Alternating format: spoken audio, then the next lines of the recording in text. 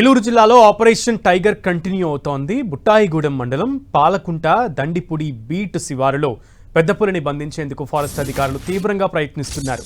ఆవు దూడను ఎరగా వేసి పెద్దపులిని బంధించేందుకు చేసిన ప్రయత్నం విఫలమైంది. మత్తుమందు ఎక్కకపోవడంతో అటవీశాఖ అధికారుల ప్రయత్నం బెడిసికొట్టింది.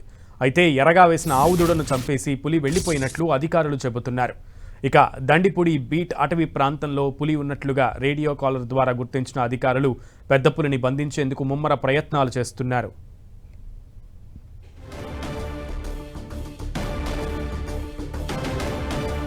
ఇదే అంశానికి సంబంధించి మరింత సమాచారం మా ప్రతినిధి శ్రీనివాస్ని అడిగి తెలుసుకుందాం. శ్రీనివాస్, మొత్తానికి అటవీశాఖ అధికారులు పన్నినటువంటి పన్నాగం బెడిసి కొట్టినట్లుగా తెలుస్తోంది. సో పూర్తి సమాచారం ఏంటి?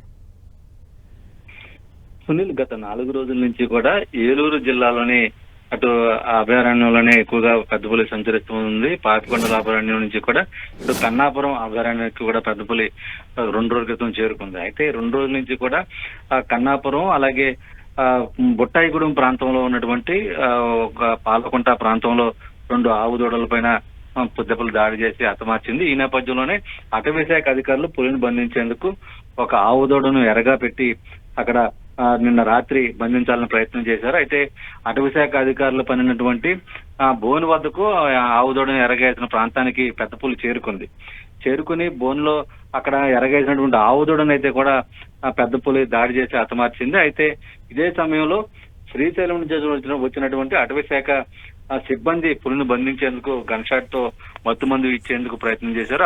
అయితే పులికి ఆ మత్తుమందు తగిలింది. కానీ అటవీశాఖ సిబ్బంది దగ్గరికి వెళ్లి పులిని బంధించేందుకు ప్రయత్నం చేసే సమయంలోనే పులి పెద్దగా గాండ్రించి లేచేసరికి అటవీశాఖ అధికారులు ఒక్కసారిగా అక్కడి నుంచి కూడా పరారు కావడం జరిగింది.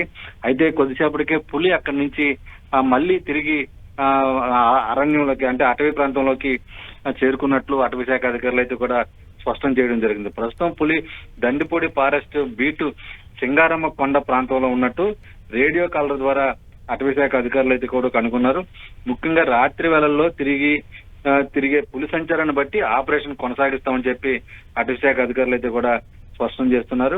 ముఖ్యంగా అటవీ ప్రాంతంలోకి ప్రజలెవరూ కూడా ఒంటరిగా వెళ్లొద్దు అని చెప్పి కూడా అటవీశాఖ అధికారులు ఇప్పటికే హెచ్చరికలు జారీ చేశారు. పులిని జనాలయంలోకి రాకోకుండా తీసుకోవాల్సిన అన్ని జాగ్రత్తలు తీసుకున్నట్లు కూడా అటవీశాఖ అధికారులు చెబుతున్నారు. Sunil. Okay Srinivas, thank you.